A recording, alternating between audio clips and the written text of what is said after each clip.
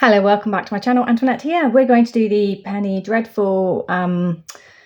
Well, it's actually the hashtag is the Dreadful tag, and it's based on PennyDreadful stories from London, Victorian London rather. And the deck that has prompted this set of prompts is one that's been created. So it's an oracle deck that's been created by Eries Witchcraft, and I will link all the bits down below in the comments section, not the comments section, sorry, in my description box, and you can go and watch Eries Witchcraft's video to see and hear more about the tag, and also see some of her decks, and her prompts are there, which I will also put down below. I'll type them out down below, and I'm going to do this as part 1, and I'm going to do part 2 because her deck is so gorgeous and I wanted to show it off a little bit. And I, along with actually, I just watched Amethyst Ascension's video. She's expanded on the 12 prompts that Eries Witchcraft has done, and now we've got 19 prompts in total with the expanded prompts from Amethyst Ascension, and I've expanded my own prompts as well. So I'm going to do a part 2 and split them up a little bit so that it's not going to be too long a video. So if you want to see the expanded prompts from myself, they will definitely be a second video, and I will see how far through I can get with the first set of 12 prompts and how many of the expanded prompts from Amethyst Ascension I get through in this video. So hopefully we'll get those done here, and then I'll do my own expanded in the second video. So let's get going. This is the deck in question, and I have been given permission to show screenshots of the deck just because I don't have it, but it's one that I do plan on getting, but I can't order it till the end of August or maybe even September, so I'm not going to get it till probably Halloween time. But yes, it is one that's up my alley, shall we say. And as you see, it's based on the tag is based on the Dreadful Oracle. This is the Dreadful Oracle, which has been based on the London Victorian PennyDreadful tales. So the first first prompt is a vampire deck, a deck that sucks up most of your time. So something that you use probably a lot of, or that you grab frequently would be one of these, or one that you have to sit and spend time with when you're reading. So what decks takes up most of my time? Let's have a look in the cupboards. From a user's perspective then, that is going to be the Moon Oracle by Caroline Smith and John Astrop. This is just gorgeous artwork, but I don't work with it often, so when I do, it takes a lot of my time to use it.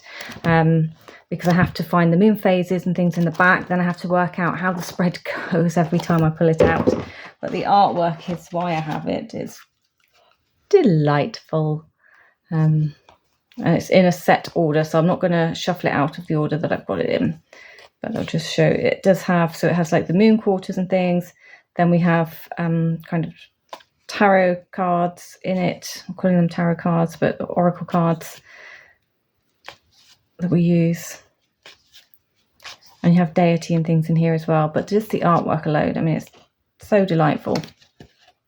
And that's the backs to that one.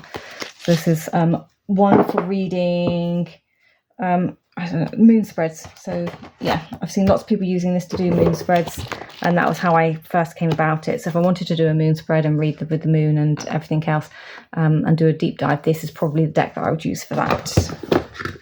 And when I say the moon, I mean, obviously the one in the sky, and I will use the charts in the back. Next, so a werewolf deck, a deck that your relationship has changed with. I've missed out the word with. So I have picked out the Enchanted Maps by Colette Baron Reid, because when I got this one, I just kind of poo-pooed the deck and didn't think much of it, to be very honest with you. And I was surprised in the end at how it actually read and how deep it could be when it wanted to be. Now, the magic with some of these are in the guidebook, but when I was working with it consistently, I think I worked with it consistently for a month or two, I started to understand the images and the meanings, and also kind of knew what the guidebook was going to tell me. And again, it was just like quite a deep deck I discovered, the Enchanted Maps. So I don't have too many of her decks. I think I maybe have 3 of her decks, 2 oracles and 1 tarot. But yeah, this one definitely changed my opinion when I was working with it and my relationship with it. I was just ready to shelve it as another pretty deck with not a lot of substance. So it surprised me. So that is my werewolf deck. Okay, so the seance card for Looking Beyond, we're going to call this the Medium, a deck you use to communicate with other realms. And I have shown this one recently. It's the Guardian Tarot, mass market deck, very glossy cards. When I say communicate with other realms, this is the one I use to give readings. If somebody says, how does my loved one feel about me that's past, deceased, this is deck I use for that, because I just feel it's quite a lovely grounding, warm deck. I know I laugh every time I say that because so many people have kind of said the exact opposite to what I think this deck is, but I just feel it's quite nurturing. It's got these beautiful pastels, lovely little portals. There's floor in here. I mean, yes, it has some other colours as well, and these tree beings, but they're tree guardians, so that's the point. They are guarding their realms, they're guarding us, they're connecting us to nature, to the earth, and to the sky. So yeah, I use this one. So for the Orphan card is a deck that you will probably remove from your collection. One of them is going to be the Tower of New Visions. Mostly because it's RWS based, it does live in daylight, aren't we?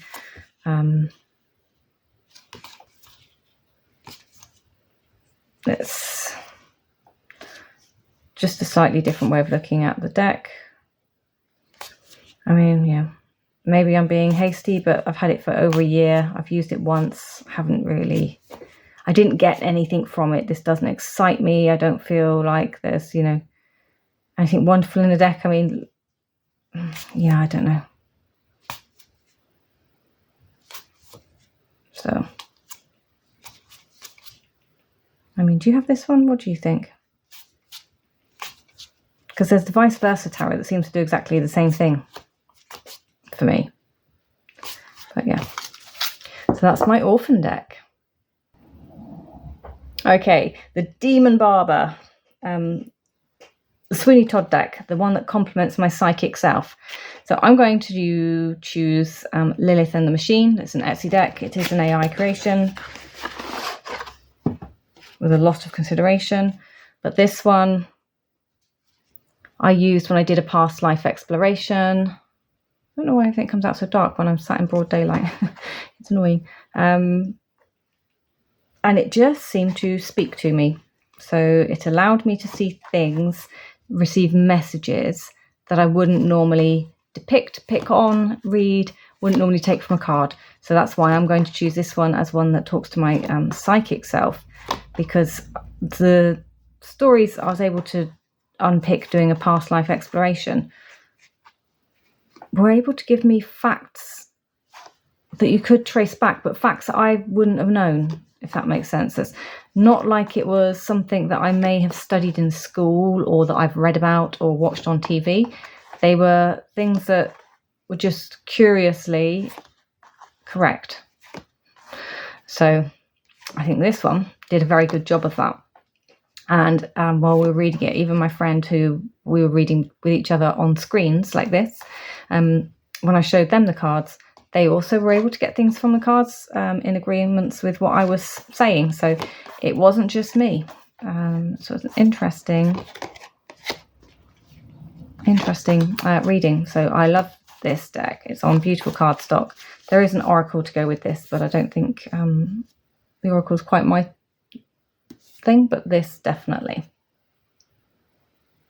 Next up is the Dorian Gray deck, the deck that mirrors or reflects to me. So Deviant Moon definitely reflects to me. This is the deck that I will ask a question and it will give me the card that basically asks the same question. So it's mirroring my own sarcasticness, I guess, and also, I suppose, in many respects, sometimes I feel like it's just telling me, like, why am I pulling a card for this question, which is probably where I get that saying from. You know, if I ask what do I need to do to have a better relationship, it will give me the relationship card. It's like, yeah, I already know that, but now what? And then it'll give me the other looking relationship card. I'm just like, okay, not helping. So I find this one mirrors my sarcastic personality perfectly back at me. Yeah. So the witch deck, a deck that is witch themed or you use for spells or rituals. So to change it up a little bit, I'm pulling out the Deadly Apothecary Oracle by Priestess Moon. It's a mass market deck. Red, black backs. Very, very witchy-fied. And it's based on, as you see, herbs and things that you'll find in the apothecary. So to me, that feels very witchy. So we have opium poppies, black bryony, yew, and these gorgeous images. Mistletoe, narcissi, larkspur, castor beans. Castor oil is obviously really good for using. Liberty caps, foxgloves, or digitalis, monk's hood, the arum lilies, got those growing in my garden, courage and conviction, cherry laurel, destroying angel. So this is like the witchy deck, and it kind of fits both. So should we just have a look at the holly to prove the point? Put the holly down there. Let's have a little look in the book. Number 33. So it's done by numbers, not alphabetical. And the energy is glossy crimson and spiked. Other names are the common holly, holum, holly tree, Christmas or Christ's thorns. Traditional medicinal use, leaves have been used for treating fevers, jaundice, broken bones in the form of tinctures, poultices. Its poison reputation comes from the berries, which are violently purgative. So magical and historical uses are in the winter solstice and festival of Yule. Evergreen, that symbolises new life. If brought into the home during winter, it brings wealth and good luck. And then it tells us, so the poison is the disempowered holly is jealous of good fortune of others. They like to judge other people's spending habits. Oh yeah, so the green-eyed monster. And the antidote is holly can give themselves permission to enjoy little luxuries without breaking the bank. So being sensible in what you're up to. So that is my witch deck.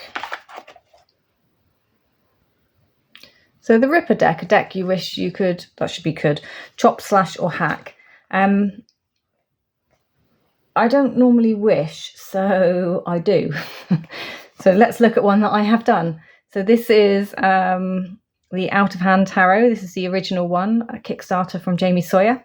And I have chopped it on all sides, reduced it in size, and I have edged it. So it came with an edging originally very similar to this colour, so you almost wouldn't know that I've done it, because I managed to do such a good job on it, to be fair. And it had massive borders, and basically I took off all the borders because I decided that it didn't need to be that big. The borders didn't need to be that big. So this is the deck that I did chop, slash and hack, and it is an indie deck. It was expensive. But I don't think it's harmed the deck in any way, shape or form. And in fact, since Jamie Sawyer has brought out a pocket version of this. But guess what? I don't need the pocket version because this one is really, it's a really good size. It's almost Fournier size in its presentation.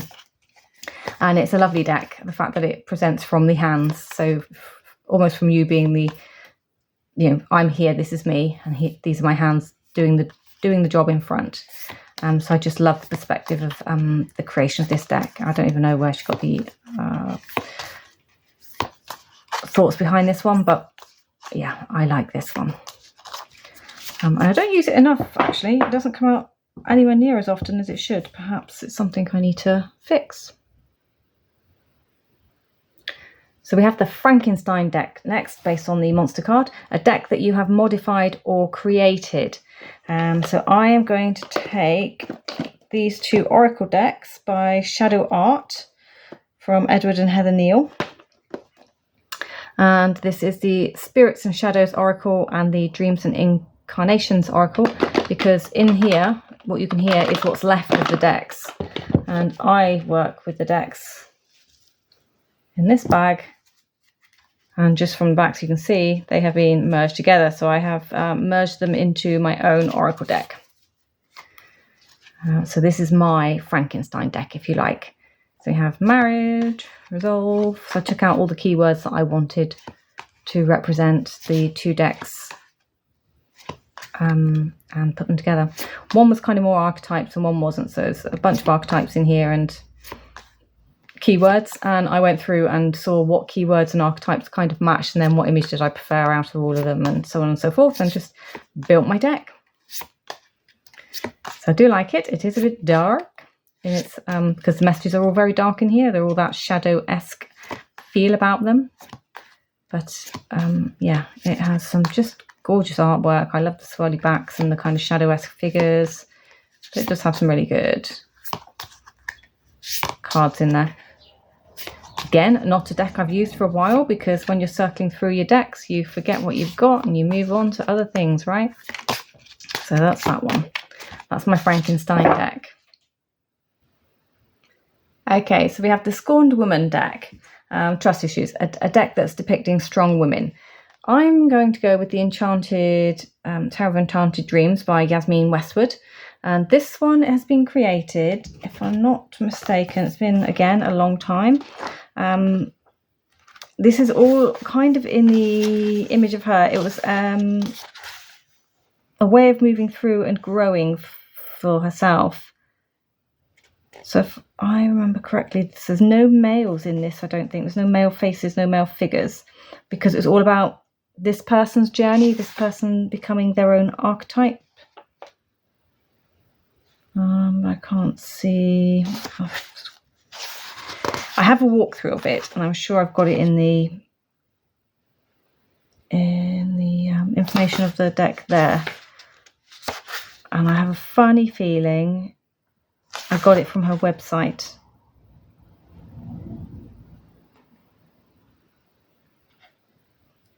Yeah, so the court cards can indicate people with certain characters, traits, as well as emotions that people may experience. So she talks about the page suit, the knights. So there's no faces for the knights, and there you'll see there's no actual persons in the kings. So the typically male cards haven't got one. But let's have a look at what's in this deck. So we have, as you're going to expect, as I've already said, lots of female representation in this deck. And if this being a personal journey of growth and self-discovery, then this to me becomes that deck of strong women. So when you have to become the knight figure, the knight in your own journey, when you have to become the hermit in your own journey, when you become the king of your world.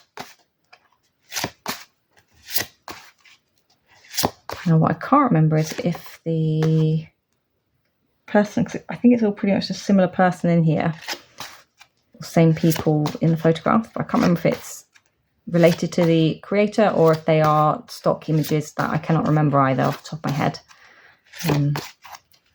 This is a gorgeous deck. It's very glossy, very beautifully colourful. One I just really don't reach for. I'm like kind of, flipping through it. I'm like, why don't I reach for this again? It's actually a really cool deck. It's got that ethereal feel. I think I have the Good Tarot, and they're very similar, and maybe because I have more of a bond with the Good Tarot to this one, that might be why, because they're very, very similar in the art fields here for me. But yeah, so this is my Scorned Woman deck. Or the one for people with trust issues, maybe. I mean, I know I'm rushing through. Sorry, I keep knocking my camera because it's right under my nose. I know I'm rushing through a little bit, but obviously the point to me having this here is so that you can appreciate the art that is in the deck related to this tag and prompts, and hopefully to tempt you as well as tempt myself, remind myself that I'm purchasing it. But for those of you, that want to see a bit more about the deck, then that's why that's there for you. So hopefully you can appreciate all these gorgeous cards.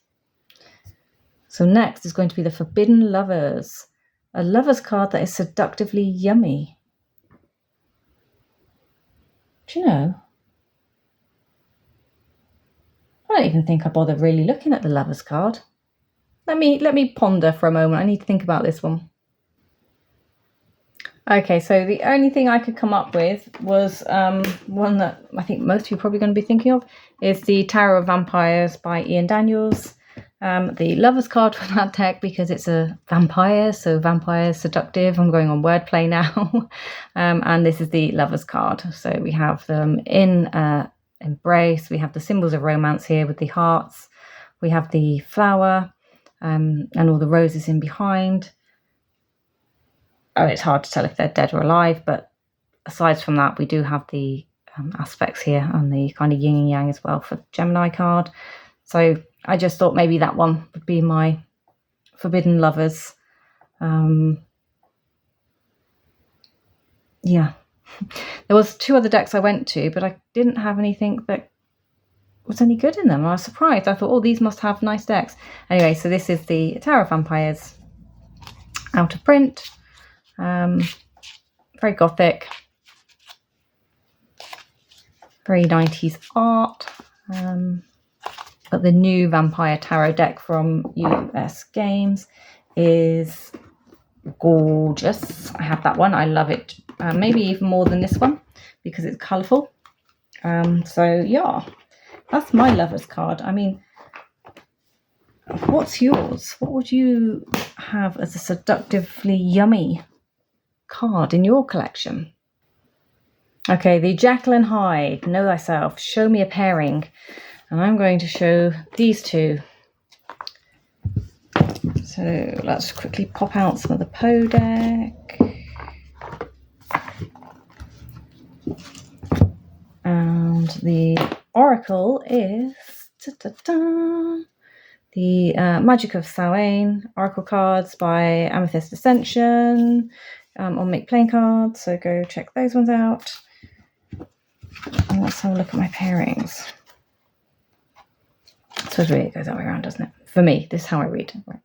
So we have Judgment with the spirits of Samhain guide you toward your true path. And of course we have the beautiful writings on the bottom here. There was a loud blast as of many trumpets. There was a harsh grating of 1,000 thunders. Yeah, so this is my pairing deck for you all. The 4 of Candles with Embrace the Darkness, it's part of your journey.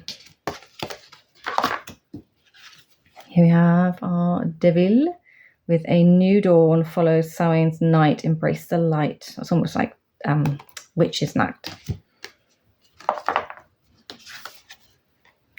7 of Quills with Honor the Past, it has shaped your present. The Queen of Quills, Samhain blessings are upon you, embrace the magic. 5 of Wells, a time of reflection brings wisdom and understanding. So yeah, there's my pairing for you for my Jekyll and Hyde prompt. So that was those prompts. We're at 23 minutes. So let's see if we can get a few from Amethyst Ascension. So the expanded prompts, 13 through to 19. The Van Helsing deck, a deck that feels balanced in masculine and feminine energy. So let's take a look. Okay, so my Van Helsing deck for the masculine feminine energy, I've gone with the Road to Equilibrium by, what does it say? A Sombreros Sky. And again, it was an indie deck, black edging, backs, and I've got flying here, fabulous. Sorry if you can hear it. Blue bottles here are massive. So I think why this one? I can hear people screaming at the thing because we have the sort of feminine energy in there, followed by the masculine energy around the card. So I just feel like each card is balanced with a bit of both. And I can hear people saying how ridiculous as I'm showing this. But yeah, I do, like, I feel each card has enough horror in it as well as beauty. And to me, that sort of balance depicts the internal struggle and balance of two opposing sides. And the same thing for masculine, feminine energy. It's the same. It's all the same to me. The words don't make a lot of difference, because you have good and bad, you have nice and evil, kind, unkind, desire versus virginity. So as I say, it's just like it just feels very opposing and opposites in this deck. So this is my Van Helsing deck. Let me know what you think below. There's a Lover's card. Yeah, so here you have like a masculine, feminine energy. Looks maybe more obvious than some of the other cards to those that need, the visual. It depends on your take on cards, isn't it? Do you need the actual visual energy, or are you good with the where your imagination can take you with things? Like two halves to make a whole. Yin yang. That's probably where I'm trying to get to with my thoughts here. But yeah, there we go. So the Threshold deck choices, a deck that takes me to, or feels like an entryway to another time. So I'm going to go with the Serpent and Peacock. For this one I pulled the art edition. It could be any of these, to be honest, because of the artwork that's within. So don't feel that it's only this one from that collection. It's any from the collection. And not quite sure why, but I've got them upside down in my deck. Sorry, there we go. Just to get them where I can see them. So this is because it's medieval artwork. So this is why, to me, this is an entryway to another time. It's a time that I don't have much knowledge of, but the artwork just takes me to this kind of strange, whimsy place where you can see how things will have been done in the olden world. I'm going to call it olden world because it's ye olde times. So yeah, this one I feel is that entryway. The clothing, the colours, the way of life, everything about it. I suppose even down to the religious aspects of the world back then, the esoteric aspects of the world back then, because we had lots of these beautiful kind of esoteric images that would crop up from the greats from, 1400s and beyond and above, which have appeared in many books moving forwards from esoteric knowledge. But even down to, I don't know, nobody draws like this anymore. Like, you don't see somebody draw in these ways with the lines and the line drawing and the colour and the pointillism to create the shadow. Even where does that image come from? Like, where has the thought to even draw that come from? So yeah, I think this is my kind of gateway to another world and time and place of just bizarreness to me, because I can't see any of this ever happening in this world and time. So the Phantom of the Opera deck, a deck that sings to my world of hidden things. I'm going to go with the Samhain version of Seasons of the Witch. I think there's a theme starting to form here for my world of hidden things. And this is a deck that makes a lot of sense to me. It's one that I can use all year round, hence the reason why I do not have the entire collection. I started collecting them and then realised very quickly that some of them don't even have place in my collection. So that was perfect. Yay me. But this one has always spoken to me. The imagery, the meanings behind the cards, and the book itself. Practice. Hidden things that even I didn't know but felt in my soul. I think this one sort of spoke to. Like, this just encompassed everything that maybe I have felt about Halloween, Hallows Eve, since I was a child growing up in this country, because trick-or-treating, the full-on fancy dress door knocking thing wasn't a thing here. That's become a recent, last 20, 25 years maybe, but that's become a far more acceptable thing to do. But it wasn't, and people never decorated the fronts of the houses. They would put lanterns up, they would do carved turnips And then eventually we had to carve pumpkins because they were just easier to carve, let's face it. But before that, it wasn't. It was done traditionally with a jack-o'-lantern or none at all. Lights would go out, so you weren't attracting anyone to knock on your door on said eve. And yeah, this one just brings out all of that to me, including the ritual aspects of everything that we know and love. What's your Phantom of the Opera deck? So the Omen deck, the Warning, a deck that reads more symbolically to me. So to me, that would be like a clarifying deck, something that you pop down after you've done a reading and you want some clarification or some in-depth sight or help.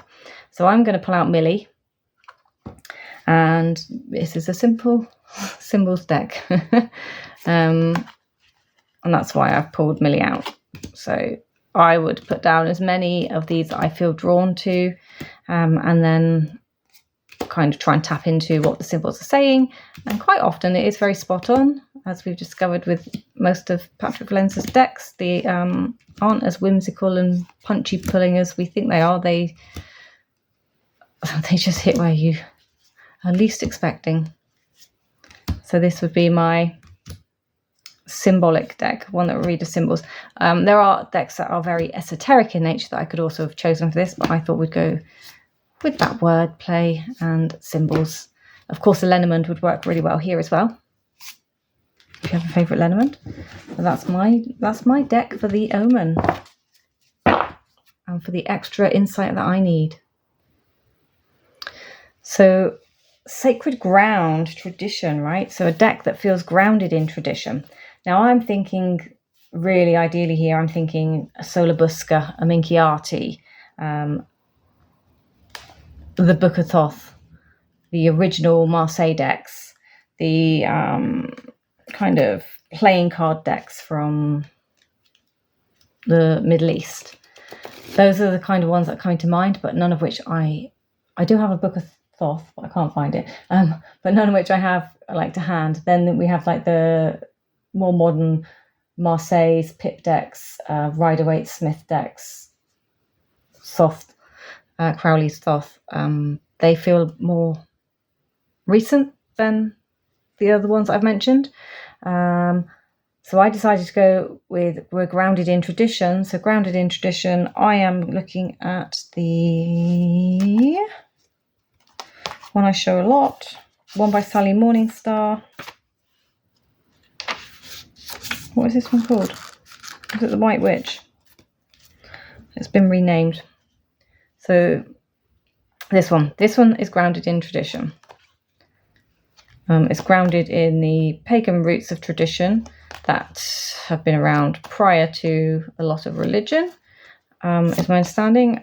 This one, you can just tell from the images, it takes a lot of storytelling, history, ritual, tools. I think this was also known as like the witchcraft deck at one point or something. The Wicca deck. But yeah, to me, I don't use this as Wicca. I use this more as like a more traditional witchcraft than the Wicca, like the crone. Yeah, so give me the crone vibes, the wisdom of the world, of the universe that I need to survive. So this is my grounded in tradition because it has a lot of traditional things that I kind of recognise. So that is that one. So the healer, caregiving, the deck that feels like a caregiver. I'm going with the Energy Archaeology deck, Oracle deck, by Ashley Stinson, illustrated by Kelly Finnan. It's an indie creation. It's beautiful, soft, pale yellow gold. There's the backs. And this is on bones. So hence the reason I feel like this is a caregiver. So you have the bone and then you have keywords. So for open, we have the clavicles. Wisdom, of course, teeth. Pleasure, the fifth finger and toe. Power, we have the third finger and toe.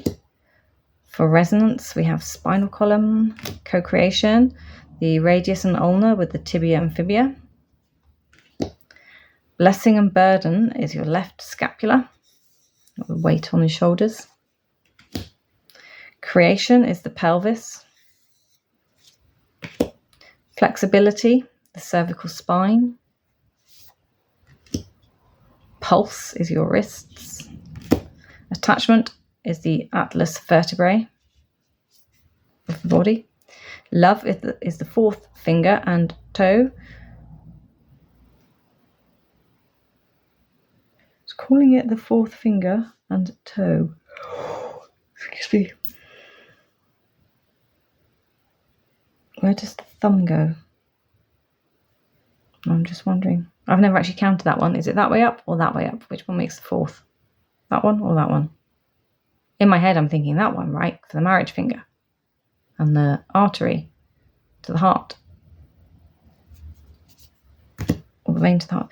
Catalyst, floating ribs. Inspiration is the parietal. I always call it parietal, but I believe it's like something like parietal. Yeah. Anyway, transform, sphenoid. Inheritance is the pubis. So that is my deck that feels like a caregiver. And it is, of course, the card linked to the book and then to the part of the body, and then that is what gives you your healing messages. So you have property of balance, out of balance, associated cards that might come with it if you get more than one card, what the anatomy is of the body and how it relates to that. Then you get the energy of the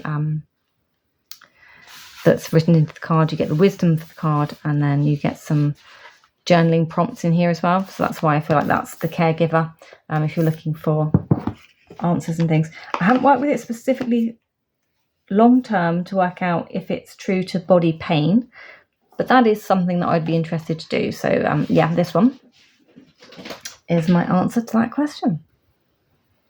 So I obviously don't have a deck to show for this one, but we can talk about them. So the Incubus card for temptation, a deck that you are so tempted to buy. I mean, there are many, and let's face it, if money was no object, I probably wouldn't have a temptation because I'm a shocker and I would have done it. I would have bought them. But there are things. So there's the Return of the Moon by Libra Moon. Really, really beautifully produced deck, Kickstarter. That one, sorely tempted to buy, but I'd already bought the Oracle of the Witch's Candle. So, yeah, had to be realistic about what I'm spending on. There's the Hexen 2.0, which I would love to own. It's on Amazon. And now there's a Hexen 5.0. So there's two of them now that I want. The PennyDreadful Oracle that we're talking about here, which will be coming my way, but not until I can afford it. So that's the next decks that I wish to purchase, really. That are going to cost a lot of money because of the shipping and taxes from the United States to the UK. So that's why these things aren't that easy for me to get, but that is one of them. The Goth Skeleton Tarot, that'll be the other one probably that comes with that. And it depends if I can afford it or not. There's the Love of Spreads second deck. I may or may not with that one. The Peculiar Pathways Tarot. Oh my goodness, that deck is beautiful. The Botanical Dreams Oracle, another gorgeous deck, and the Dream Song Oracle. So tempted with both of those, like so tempted. But I think there's something else coming out further down the line, and I'm just like, are they going to end up then becoming redundant? So I'm trying to be sensible whilst being in control of my finances, and not just succumbing to temptation, because it's easy for me to be antisocial and to just say, oh, I'm not going out, I'm going to buy another deck. So those are those. We need to stop there then, because that took us on to my prompts, which you're going to see in part 2. So keep tuned. I hope you all join in. I'll put your answers below if you don't want to do a VR to this. If you do, then make sure you tag us all and let us know. I definitely would love to see what you've got going on and your decks that you've picked. And do you own this deck? Are you doing this with the deck, or like myself, asked to cheat a little bit? I just figured these cards are too beautiful to not share with you thus far, just because I don't own them. I just really wanted to have them in the sidelines there, showing you as I went through the prompts this beautiful deck that's gotten us here and inspired the lovely Courtney from Eries Witchcraft to create it. So thank you for watching. I wish you all much love and light. Until the next one, take care. Bye-bye.